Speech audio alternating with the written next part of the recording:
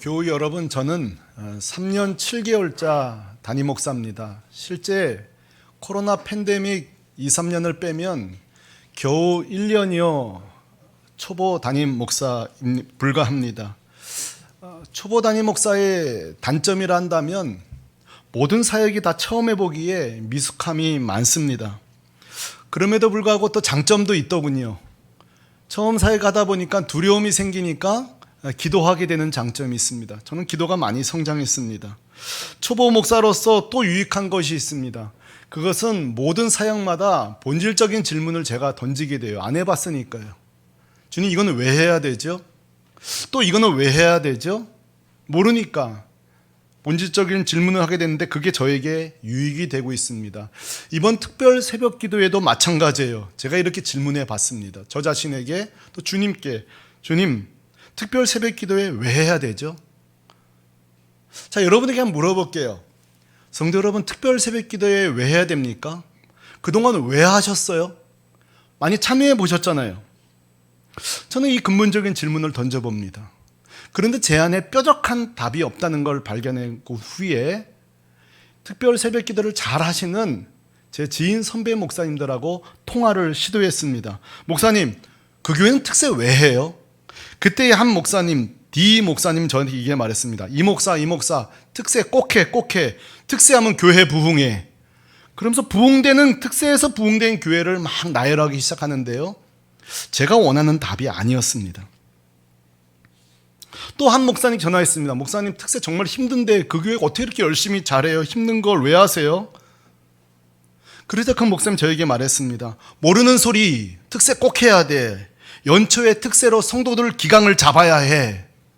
그 잡아야 한다는 소리에 과거 동사무소 방위 시절 저를 매일 쥐잡던 강상병이 떠올랐습니다. 제가 원하는 답이 아닙니다. 최근 제 담임 목사 된 친구에게 그 교회 전화했습니다. 수원에 있는 교회인데 거기도 특세를 굉장히 열심히 해요. 어떻게 그 교회 이렇게 특세 열심히 해? 물어보니 원로 목사님이 하라고 해서 한다는 거예요. 제가 원했던 대답이 아닙니다. 그렇게 오랫동안 목회하시고 특세하시는 교회마다 그렇게 저에게 감동 주는 대답을 해주시는 분은 없기에 저 스스로 성경에서 그 답을 찾아보기로 결정했습니다. 그리고 한 2석주 동안 제가 내린 결론입니다. 여러분 기대하십시오. 성경에는 특별 새벽 기도가 나오지 않습니다. 성경 어디에도 특별 새벽 기도를 요구하지 않습니다. 하나님은 요구한 적이 없습니다.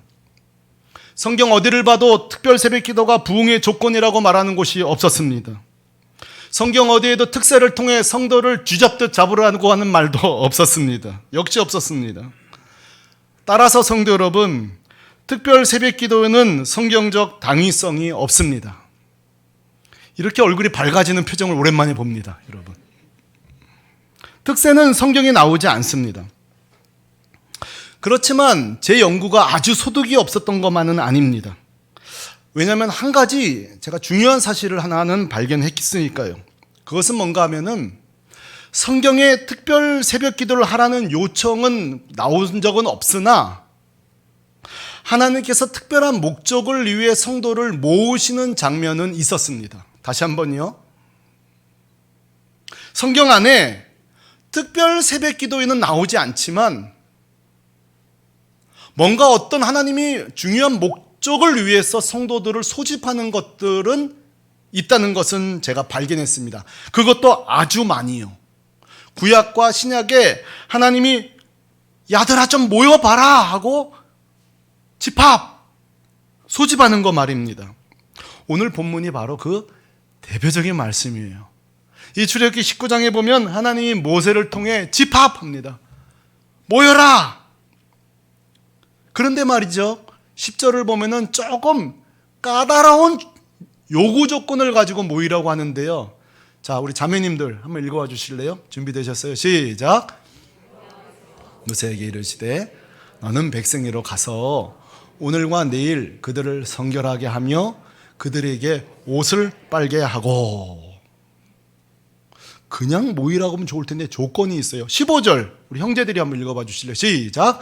모세가 백성에게 이르되 준비하여 셋째 날을 기다리고 여인을 가까이 하지 말라 하니라. 아멘. 평소에도 빨래하는 거 귀찮아 죽겠는데 이 모임을 위해서 또 옷을 빨고 오라는 거예요. 여러분, 이 입구에서 우리 목사님들이 옷 빠셨어요? 안 빨았으면 못 와요. 여기 몇 명 올 수 있을까요? 어제 입었던 거 오신 분들 오늘 다 들어오시면 안 돼요. 성결해야 되는데 이건 뭐 추상적이잖아요. 도대체 성결이 뭘까? 그것도 세상에 또 와가지고 바로 시작도 아니에요. 3일을 기다려야 돼요. 여러분, 제가 여러분 모아놓고 설교 3일 뒤부터 하겠습니다 그러면은 여기 남아있는 사람 아마 제 아내하고 제 딸밖에 안 남아있을 거예요. 아무도 안 남아있을 거예요. 3일을 기다리래요. 한 걸음 더 부부관계 안 된대요. 별걸 다 신경 쓰세요, 하나님께서. 이게 지금 조건이에요. 그냥 와라 그래도 올까 말까인데 이렇게 까다롭게 준비를 시켜놓고 오라는 거예요. 자, 여러분 묻고 싶어요.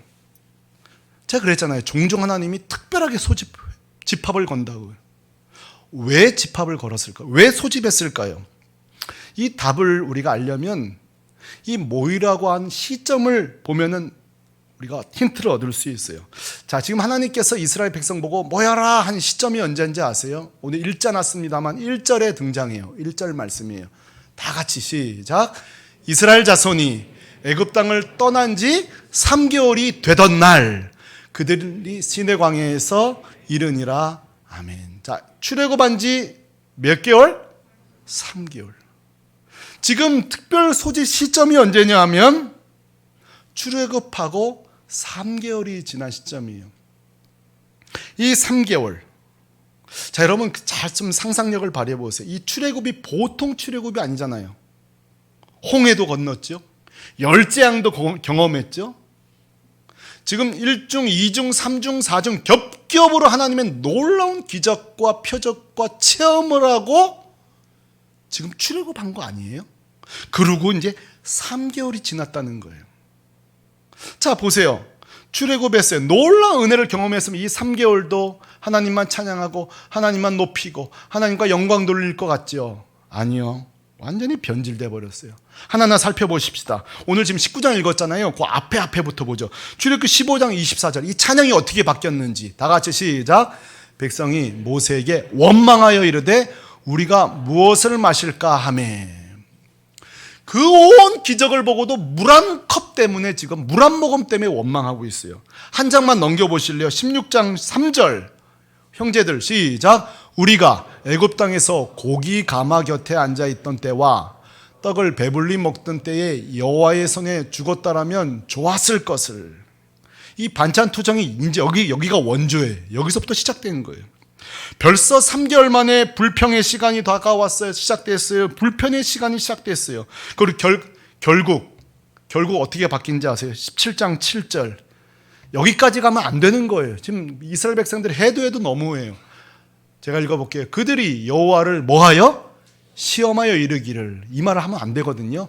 여호와께서 우리 중에 계신가 안 계신가 하였음이더라. 오늘날로 말하면 자식들이 우리가 있는데 난 아버지 없는 놈이야. 우리 엄마 어디 있어? 이렇게 말하면 줄 게 꿀밤밖에 더 있어요? 내 생생하게 살아있는데 말이에요. 자, 이 출애굽의 은혜를 경험하고도 하루 걸로 불평이요 하루 걸로 원망이라면 어떻게 인생을 살겠어요? 저는 오늘 본문을 보다가 이게 인간이로구나. 이게 인간이에요. 인간의 본질이 이거예요. 아무리 은혜와 감사를 쏟아 부어줘도 코앞에 불평이 난 일이 하나만 생겨도 감사는 싸그리 잊어버리는 게 우리 자신이에요. 한번 여러분 생각해 보세요. 지금까지 살아오면서 하나님이 부어주신 게 많아요? 걷어가신 게 많아요? 감사합니다. 대답해 주셔서. 여러분, 우리가 받은 게 많아요? 뺏어간 게 많아요? 하나님 뺏어간 것 종종 있거든요. 이 총합을 따져보면 솔직히 받은 게 더 많아요. 근데 우리의 셈법이 엉터리예요. 하나 뺏어간 걸 하나님 1000개, 10,000개 준 거랑 거의 이렇게 비등하게 생각해요.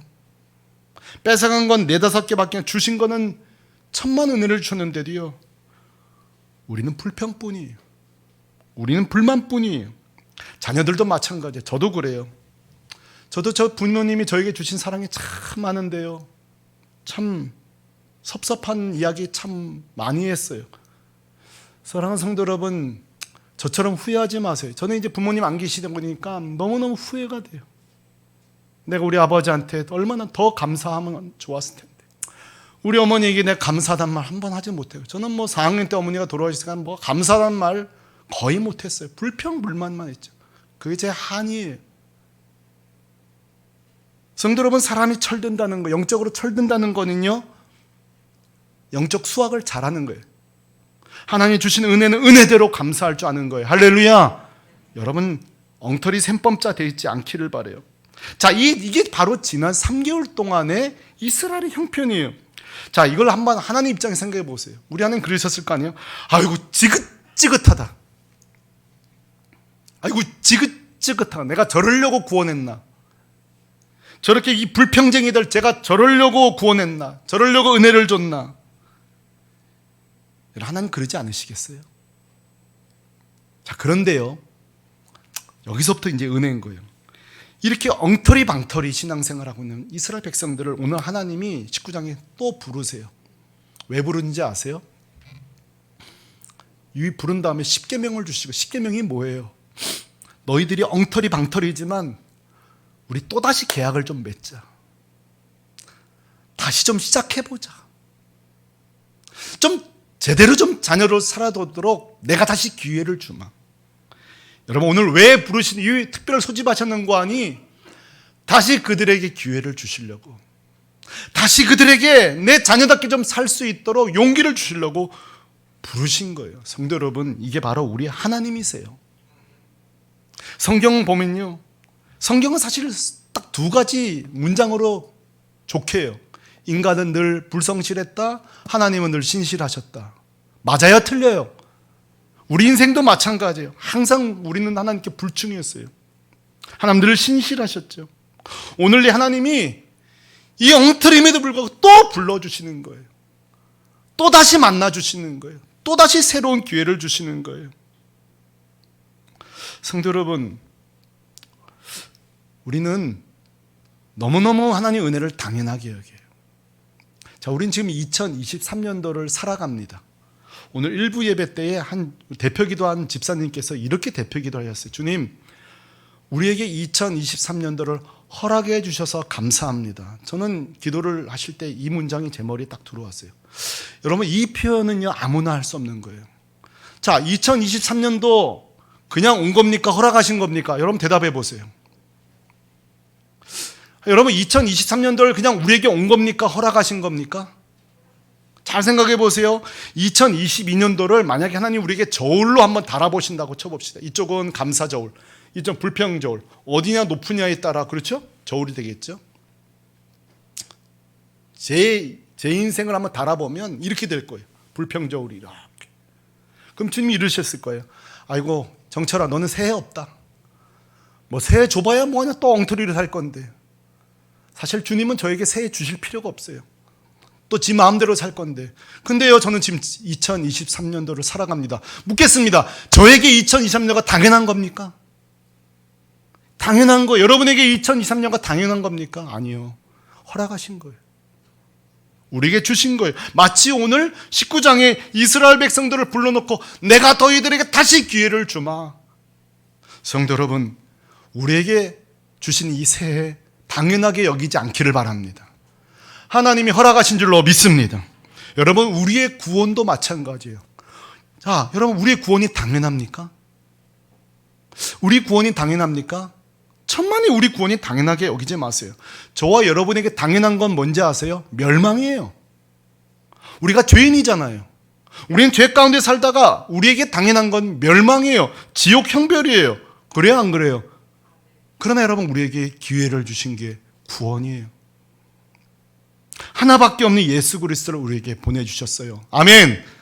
그 주님이 그 능력의 보혈로 우리를 씻어주셨어요. 어떻게 이게 당연한 거예요? 저는 묻고 싶어요. 여러분 중에 구원받을 자격이 있어서 구원받으신 분 계세요? 손 들어보세요. 여러분 정말 구원받을 만 하시다고요? 천만에요. 아니요.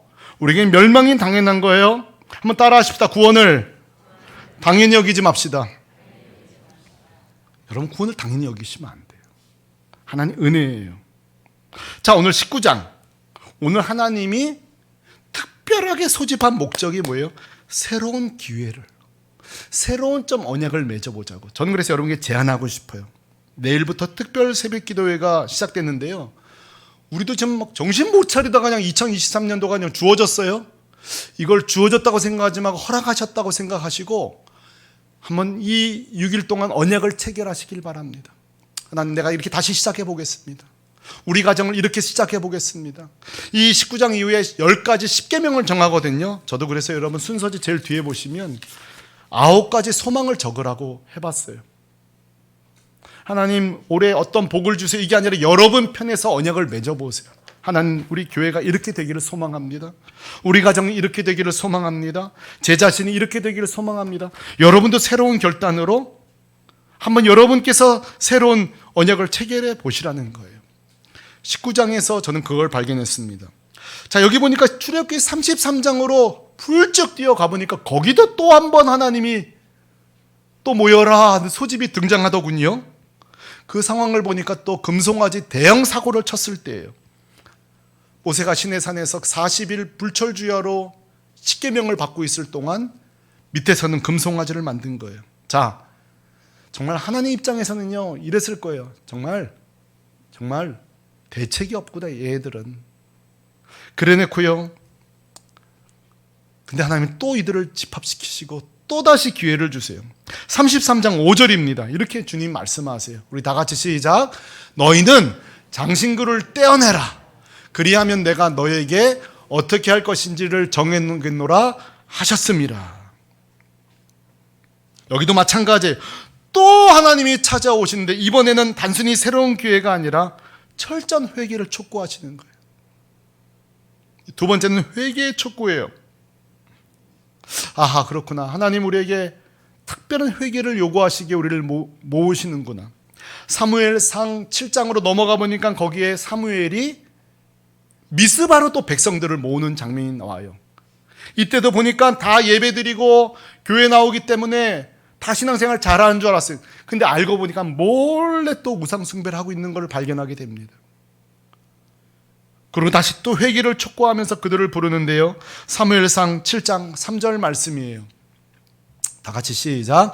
너희가 전심으로 여호와께 돌아오려거든 이방신들과 아스타롯을 너희 중에서 제거하고 너희 마음을 여호와께로 향하여 그만을 섬기라. 아멘. 그리고 미스바에 모인 거예요.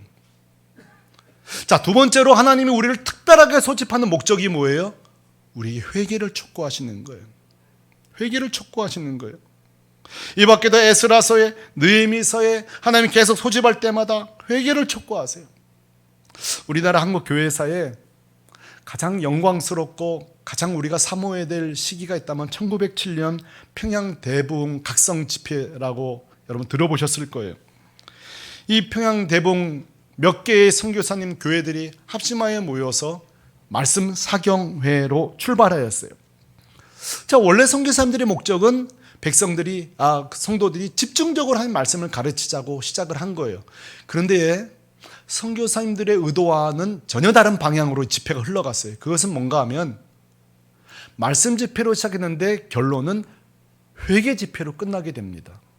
당시에 이 장면을 묘사한 기사를 제가 발견하였고 오늘 여러분들에게 제가 소개하려고 합니다. 제가 읽겠습니다. 1월 14일 저녁 기도를 시작으로 이기람 목사의 인도하에 성도들은 통성기도를 이어갔고, 이 말씀 끝난 뒤의 모습이에요. 15일 오전 2시까지 600명이 남아 철야 기도회를 가졌다.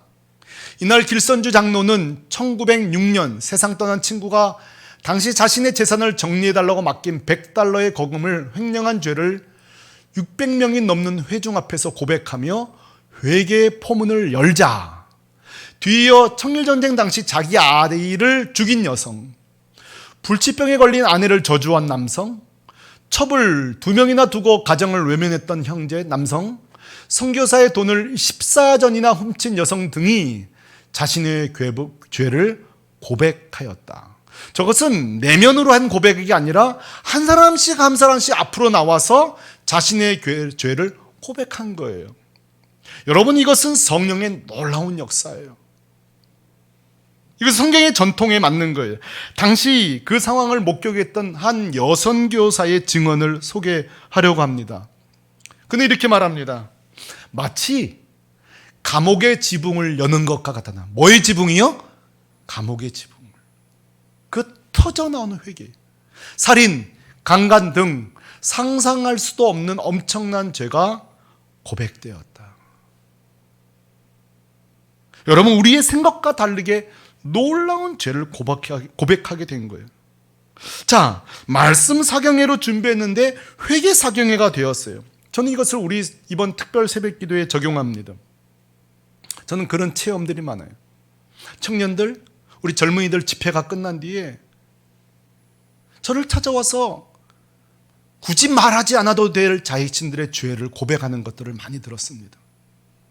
제가 12명 남성도들 성경 공부할 때에 굳이 저에게 말할 필요도 없는데 찾아와서 자기가 얼마나 가정에서 못되게 굴었는지를 소개하고 새로운 삶을 결단하고 회개하였습니다. 여러분, 이게 무슨 일이에요? 이게 하나님이 하시는 일이에요. 성령이 하시는 일이에요. 성도 여러분, 저는 소망합니다. 우리 안에 꽁꽁 은폐되어 있는 죄들이 있습니다. 어떤 죄는 이런 죄도 있어요. 알아요, 내가. 이건 주님이 원치 않는다는 거 알아요. 알면서도 어쩔 수 없이 거기서 빠져나오지 못하는 죄가 끊어지는 역사가 있습니다. 저는 그것을 체험하게 되기를 소망합니다. 그것이 중독의 문제든 그 어떤 마귀의 역사든 사단의 권세가 있든 말이죠, 끊어지는 거죠. 제가 그 말씀을 묵상하면서 하나님, 우리 교회에 이런 은혜를 주십시오. 우리 교회 공동체에 이런 은혜를 주십시오. 시작에서도 우리 주님의 그 소집하는 걸 제가 몇 군데를 찾았는데요, 사도행전 1장 4절에 보니까 참 제가 사모하는 주님의 소집이 등장하는데, 같이 읽어보죠. 시작. 사도와 함께 모이사 그들에게 분부하여 이르되 예루살렘을 떠나지 말고 내게서 들은 바 아버지께서 약속하신 것을 기다리라. 주님이 모이라는 거예요. 자, 그리고 뭘 주셨죠? 기억나세요? 2장 4절 다 같이 시작. 성령의 충만함을 받고. 자, 이것은 신약에 아주 많이 등장해요. 그냥 주님이 모이라고, 공동체로 모이라고 해놓고 왜 모인지를 모르고 모였다가 성령의 충만을 받는, 저희 특세 기간에 그런 은혜가 있기를 소망합니다. 월요일부터 토요일까지 말이죠. 계속해서 여러분 사모해 주시기를 바라요. 제가 발견한 거예요. 주님의 특별한 모임 가운데 성령과 능력을 부어주시기 위해서. 또 하나 제가 찾아낸 게 있어요. 사도행전 12장에 보니까 또 하나님이 특별하게 교회 공동체를 모으시는 장면이 나오는데, 이 12장 5절 말씀인데 제가 읽어보죠. 이에 베드로는 옥에 갇혔고 교회는 그를 위하여 간절히 하나님께 뭐 했다고요? 빌더라 그랬어요. 베드로가 주의 동역자들이 감옥에 갇힙니다. 이때 교회가 걱정 많은 게 아니라 뭐라고요? 함께 모였다는 거예요. 이것은 신약의 전통이 계속 이어집니다. 구석구석 서신서에도 보면 누군가 고통당하고 어려움 당할 때에 그들은 기도하기 위해서 주님이 모아주세요. 대표적인 말씀이 야고보서 5장 말씀 보면 5장 13절 14절 말씀이에요. 다 같이 읽겠습니다. 시작. 너희 중에 고난당하는 자가 있느냐? 그는 기도할 것이요. 즐거워하는 자가 있느냐? 그는 찬송할지니라. 너희 중에 병든 자가 있느냐? 그는 교회의 장로들을 청할 것이요. 그들은 주의 이름으로 기름을 바르며 그를 위하여 기도할지니라. 아멘. 병들었을 때, 누군가 이 질병의 감옥에 갇혔을 때 교회는 함께 모이라는 거예요. 그들을 위해 기도하라는 거예요. 저는 이 특별 새벽 기도를 통해서 이타적인 중보 기도가 이루어지기를 소망해요. 우리 잘 됐어요. 우리 지금 사실 정말 기도가 필요한 가정, 절실히 필요한 가정들이 지금 몇 가정들이 있습니다. 눈물로 태문이 열리기를 간절히 기도하는 가정들이 있습니다.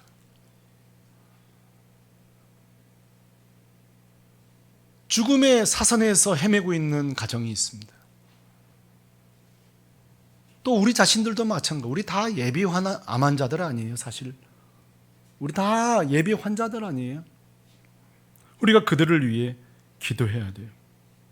저는 오늘 이런 말씀들을 묵상하다가 재밌는 걸 발견했어요. 분명히 하나님은 모세를 통해 백성들에게 말했어요. 사무엘을 통해 백성들에게 말했어요. 사도들을 통해 백성들에게 말했어요. 매개체가 있어요. 다 사람이에요. 근데 재밌는 게 뭐냐면 성도들이 에이 저거 모세가 말하는 건데 뭐, 에휴 저거 뭐 사무엘이 말하는 건데, 저거 뭐 사도가 말하는 건데, 이렇게 하지 않았다는 거예요. 하나님의 음성으로 들었다는 것입니다. 그게 중요한 거예요. 이 부분은 좀 제가 나누고 싶어요. 여러분, 과거에 이건 참 우리 아픈 역사인데, 이 강대상에서 우리 목사님들이 내 말은 곧 하나님의 말이다, 이 말을 자꾸 남용 내지는 오용하면서 무조건 내 말을 다 들어야 된다고 강조하던 그런 좀 아픈 시기가 있었어요. 여러분, 제가 묻겠습니다. 여러분, 이 강대상에서 목사의 말이 100% 하나님 말씀입니까? 아닐 때는 가만히 계시는 게 좋아요. 이렇게 헷갈릴 때는. 자, 여러분, 이 강대상의 목사의 말이 100% 하나님 말씀입니까? 아닙니다. 이 강대상에서 인간의 설교는 오류가 있습니다. 오류가. 그 오류를 감추는 시절이 있었습니다. 그래서 우리는 때때로 그렇게 남용, 오용하던 시절에 우리는 참 고통스러운 시절을 지났습니다. 근데 지금은 반대예요. 여기 목회자의 말이 다 하나님의 말이 아닐 수 있다고도 가르치지만, 요즘은 여러분 주의사항이 있습니다. 이 목회자의 말 속에 하나님의 음성이 있다는 것은 너무 또 안 가르치는 시대를 맞이하고 있습니다. 이해돼야 안 돼요. 그런 시대를 맞이하고 있습니다. 이 목회자의 말이 다 하나님의 음성이다, 이것도 잘못된 거지만, 이 목회자의 말, 하나님 강대상이 주신 목회자의 설교 중에 하나님의 음성이 있다, 이건 또 강구하는 시대를 우리가 살고 있습니다. 정확하게 아셔야 돼요. 우리가 설교를 들을 때에 목사님 또 저걸 강조하는 것보다 그렇게 치부하지 않기를 바랍니다. 우리 가정에 나를 향한, 이 시대를 향한 주님의 음성이라고 여겨지신다면 순종하시기를 바랍니다. 자녀들에게도 가르치시기 바랍니다. 그래, 목사님도 인간이니까 다 맞는 게 아니야. 하지만 목사님 말씀, 하나님 음성을 들을 때가 있다. 그땐 순종해야 된다. 여러분, 균형 잡히게 가르치셔야 돼요. 이게 제 정직한 목회자로서 여러분 드리고 싶은 말이에요. 성도 여러분, 이 특별 새벽 기도회는 여러분을 괴롭게 하고 힘들게 하고 우리 교육자들이 다 힘들고 그런 시간이 아니에요. 이것은 하나님의 우리를 향한 초청이에요. 부흥의 도구도 아니에요. 이거 해야 먹어서 병이 낫고 이런 모임도 아니에요. 오늘 제가 발견한, 적어도 누군가가 저희 가르쳐, 제가 성경을 통해 찾은 거는, 특세의 목적은, 특별한 모임의 목적은 새로운 결심이에요. 우리 특세 기간에 새로운 결심이 있기를 소망합니다. 철저히 회개의 시간이에요. 부흥을 추구하고 이런 시간이 아니에요. 철저히 회개의 시간이에요. 그리고 성령과 능력을 받는 시간이에요. 그리고 이번에 아주 내 기도 제목 들고 가서 아주 그냥 박살을 내야지가 아니라 내가 박살나는 시간이, 내가 박살나는 시간이. 그리고 오로지 내 자녀, 내 남편, 이게 아니라 나를 넘어서서 이타적으로 타인을 위해 기도하는 시간이 이번 특별 새벽 기도의 시간이에요. 이런 하나님의 은혜를 기대하시기를 바라요. 2주 전 목요일 아침 저는 새벽 기도하면서 좀 추상적이지만 독특한 경험을 했어요. 이건 이거예요. 그런 건 이것이에요. 보통 이 특세 그러면 여러분도 마찬가지로 벌써 저부터도 스트레스예요. 6번 설교 다 준비해야 되죠. 그러니까 저에게도 스트레스예요. 이게 힘든 일이에요. 근데요, 이번에 좀 특별한 일이 벌어진 거예요. 특세를 놓고 기도를 시작하는데 뭔가 이렇게 다 설명할 수 없어요. 대단한 건 아니고 그냥 마음에 기쁨이 있어요. 그리고 이런 마음이 생겨요. 이번에 뭔가 교회, 자, 있는 그대로 말할게요. 개인 누구든 그 각 사람마다 은혜를 주실 것이다. 근데 뭔지는 잘 모르고, 이게 제가 설명할 수 있는 게 다예요. 그런 마음이 들어요. 여러분에게 요청하고 싶은 것은, 이정철 목사는 이 막연한, 그냥 은혜를 주시는 이 막연함을 여러분이 체험하고 여러분이 입으로 고백되기를 주님의 이름으로 축원합니다. 특세가 끝난 뒤에 목사님은 그때 목요일 새벽에 막연하셨죠? 저에게는 이런 은혜가 있었어요. 목사님 잘 모르신가 보네. 이 특세 이런 것 때문에 저희 가정에 주신 거더라고요. 여러분을 위해 선포되기를 소망합니다. 그 빈 공간을, 저는 막연한 뭔지 모르겠어라고 밖에 말했던 그 공간을 여러분이 채워주시기를 바랍니다. 그리고요, 여러분, 특세 일주일 내내 나오시려고 하지 마세요. 다 나오지 마세요. 그냥 내일 월요일 첫날만 나오세요. 일단은 첫날만 나오세요. 첫날만. 일단 제 얘기 좀 끝까지 들어보세요. 일단 내일 나오세요. 그러면 희한하게 또 그 다음날 나올 일이 생겨요. 힘이. 안 주시면 그냥 끝나는 거고. 여러분 진짜예요. 이것도 주님 힘입어서 하세요. 억지로 하지 마세요. 그러고 보니까 여러분 다 전력을 세워놓으셨던데 어떤 분 그래, 목사님 저는 목요일만 나갈 생각입니다. 어떤 분은 화요일만 다 또 전력을 세워놓으셨더라고요. 근데 제가 한 가지만 제안할게요. 저도 호락호락한 사람이 아니에요. 하루만 더 나오세요. 그건 이제 자기 몫이고 뭐든지 좀 약간 버거워야 돼요. 네, 내가 세우는 거에 조금은 버거워야 돼요. 그래서 여러분 이틀이면 하루만 더 나와보세요. 그리고 또 힘 주시면 더 나온 거죠. 이거 이렇게 막 고통스럽게 시작하지 마세요. 그냥 감당할 힘 주시겠지, 이런 마음을 가져보세요. 자, 이번 한 주 동안 저도 마찬가지고 여러분도 마찬가지고요. 이것도 우리 표어처럼 예수를 힘입어 특세 우리가 승리하십시다. 그렇게 하나님께서 한 사람 한 사람에게 은혜 주실 거고요. 그 은혜를 우리 모두가 풍요롭게 누리게 되기를 예수 그리스도 이름으로 축원합니다. 우리 앞뒤좌우로 한 주간 승리합시다. 네, 하루만 나와봅시다. 자, 우리 자리에서 일어나십시다. 우리 힘으로 안 돼요. 오직 예수님 힘 주셔야 하는 거니까 주님 붙잡고 해보시면 좋겠어요. 자, 오늘도 마지막 찬양, 오직 예수님 한 분밖에 없습니다. 우리가 의지할 분 예수님밖에 없어요. 자, 이 주님을 높이 찬양하십시다. 그분에게 힘을 달라고 기도하십시다. 하늘 위에 주님,